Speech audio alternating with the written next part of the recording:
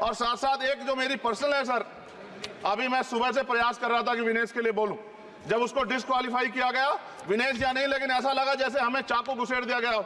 मेरे आज भी याद है उस प्रोटेस्ट में मैंने रातें काटी हैं और 4-4 गोली खाई मैंने। ये देश की अस्मिता से जुड़ा मामला था, पर हमारी मांग ये थी कि सरकार स्टैंड क्लियर कर दे, तब भी सुनवाई नहीं की गई। जब मंत्री बोलने आए तो हमने उनसे कहा कि हमें कुछ इंफॉर्मेशन चाहिए, उस पर बात नहीं हुई। सवाल ये है सर, एक गोल्ड हमारे लिए आ रहा था, और जब ये गोल्ड आता देश गौरवान्वित होता। और क्या व्यवस्था थी सर कि उसका वेट बढ़ गया, पता ही नहीं लगा सिस्टम के लोगों को। क्या बेवकूफी की गई है, ये सोचने का विषय है सर। ये बहुत महत्वपूर्ण, देश की बेटी का मामला है। ये हरियाणा की बेटी नहीं है सर, वो एक जात की बेटी नहीं है, वो हमारी बहन है, देश की बेटी है। और आपने क्या किया हरियाणा के साथ? आपने हरियाणा का बजट कम किया, जबकि सबसे ज्यादा मेडल हरियाणा लेके आता है। ये गलत है सर, ये धोखा है।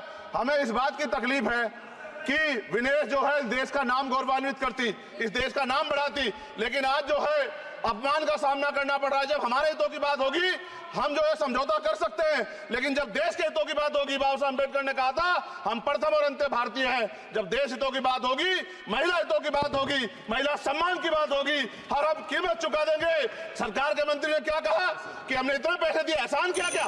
खैरात दी क्या आपने कोई? खत्म कर रहा हूं सर, खैरात दी क्या आपने कोई? इससे ज्यादा पैसे हम आपको दे देंगे, लेकिन आपको चाहिए था कि इस मामले को संभालते और देश का सम्मान बढ़ाते। आपने लापरवाही बरती, इसका खामियाजा हमें भुगतना पड़ा। मैं आपसे आग्रह करूंगा कि जब वो बेटी देश लौटे सर, जब वो बेटी देश लौटे, रुक जाओ प्लीज वाइंड अप प्लीज। जब वो बेटी देश लौटे, मैं आपसे आग्रह करूंगा कि स्पीकर सर यहां बुला के उसका सम्मान करें। हम सब लोग, वो देश की बेटी है सर, देश के लिए गोल्डन गर्ल है वो, उसका सम्मान यहां किया जाए सर, हमें चाहते हैं। बहुत बहुत धन्यवाद, आपने बात रखने का मौका दिया।